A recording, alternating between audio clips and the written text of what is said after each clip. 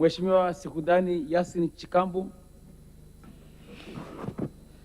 Asante sana Mheshimiwa Naibu Spika. Mheshimiwa Naibu Spika, awali ya yote kwanza napenda nitumie fursa hii kumpongeza Mheshimiwa Waziri Mkuu kwa kazi nzuri unayoifanya katika taifa letu.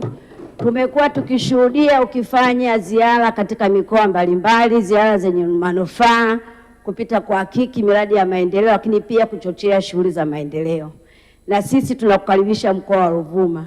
Sisi tuna kauli yetu, tunasema mgeni aje mwenyeji apone. Karibu sana mkoa wa Ruvuma. Mheshimiwa Waziri Mkuu, baada ya maelezo haya ya utangulizi, naomba niulize swali langu kama ifuatavyo. Tunafahamu kwamba serikali yetu imekuwa ikijitahidi sana kuhakikisha sisi wananchi wote tunapata vitambulisho vya NIDA. Na tunafahamu kwamba kuwa na kitambulisho cha NIDA ni utambulisho wa taifa lako. Na swala la NIDA ni jambo ambalo muhimu kwa kila mwananchi, kwa sababu saa hizi fursa nyingi zinataka lazima uwe na kitambulisho cha NIDA. Lakini jambo hili limekuwa na changamoto katika baadhi ya maeneo, wananchi bado hawapati vitambulisho vya NIDA wala namba za utambulisho wa NIDA. Mheshimiwa Waziri Mkuu, nilikuwa natamani kukuuliza ni nini sasa mkakati wa serikali kwa kutambua umuhimu wa NIDA, kuhakikisha wananchi wote wa Tanzania tunakuwa na vitambulisho vya NIDA ili tusikose fursa zile muhimu. Asante Mheshimiwa Waziri Mkuu. Mheshimiwa Waziri Mkuu. Mheshimiwa Naibu Spika, na kushukuru kwa nafasi ili niweze kujibu swali zuri la Mheshimiwa Sikudhani Chikambo kama ifuatavyo.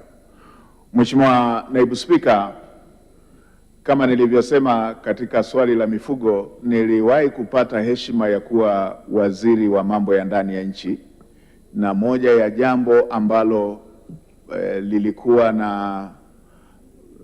na concerns nyingi za wananchi hasa wa pembezoni lilikuwa jambo hili la vitambulisho vya taifa almaarufu vitambulisho vya NIDA. Mheshimiwa Spika, nitumie jukwaa hili kumpongeza sana Daktari Samia Suluhu Hassan, rais wetu wa Jamhuri ya Muungano wa Tanzania. Tangia muda ule na sasa, Mheshimiwa Naibu Spika, nchi yetu imepiga hatua kubwa kwenye jambo hili, licha ya kwamba bado kuna hizo changamoto ambazo Mheshimiwa mbunge amezisema. Moja ya hatua ambazo zimechukuliwa na ambazo serikali inakusudia kuziendeleza kwa kasi zaidi ili jambo hili ambalo Mheshimiwa mbunge akawaambia na wananchi wake ni kuendeleza utaratibu huu ambao tunautumia wa kidigitali, ambao tumeona manufaa yake kwamba kupitia njia za kidigitali sasa mwananchi anaweza akapata ile namba, anaweza akafanya ule utaratibu kupitia simu yake, tena simu hata ile ya kawaida, akawa amekamilisha baadhi ya hatua ili kuweza kuhakikisha anapunguza ule mlolongo ambao ungeweza kujitokeza. Mheshimiwa Naibu Spika, pia serikali inakusudia kuwafuata wananchi kule vijijini na maeneo mengine ambayo kamati zetu za ulinzi na usalama zimeshajiridhisha.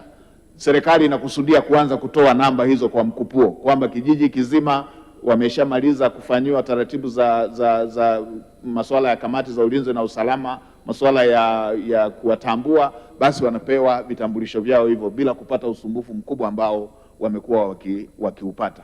Tunaendelea kusogeza huduma hii iende kule kwa wananchi ili kuwaondolea usumbufu, lakini na vile vile Mheshimiwa Spika, tumesema tutaongeza jitihada za ushirikiano kati ya serikali za mitaa pamoja na vyombo vyetu vya ulinzi na usalama pamoja na wenzetu wa uhamiaji ili kuweza kuhakikisha tunapunguza mchakato.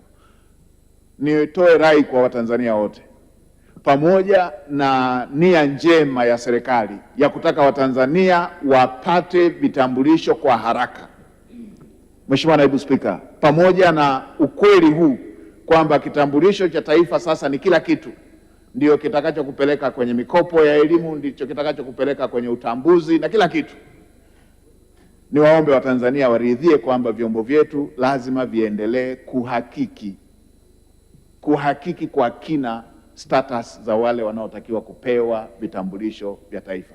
Mheshimiwa Spika, nchi yetu katika nyakati tofauti imeweza kupata vielelezo vya watu ambao sio raia wa Tanzania kuweza kupenya na pengine katika dunia ya sasa ambako masuala ya uhalifu yameshaongezeka, ni jambo ambalo linaweza likawa la hatari pia, tukiwekeza tu kwenye kuhakikisha tunafanya kwa uharaka bila kuzingatia umakini wa kuweza kuchuja na kuweza kujiridhisha kwamba wale wanaopewa vitambulisho hivyo ni raia wa Tanzania. Kwa hiyo ni kushukuru Mheshimiwa mbunge, na nikuombe wahakikishie wananchi wako na niwahakikishie wabunge wote, serikali imekusudia kuongeza kasi ya upatikanaji wa vitambulisho kwa kutambua umuhimu wa kitambulisho hicho, umuhimu wa namba hiyo katika shughuli za kila siku za maisha ya Watanzania. Hata hivyo, tutaendelea kujiridhisha kwamba wale tunaowapatia vitambulisho hivyo wanakidhi vigezo kwamba ni raia wa Tanzania.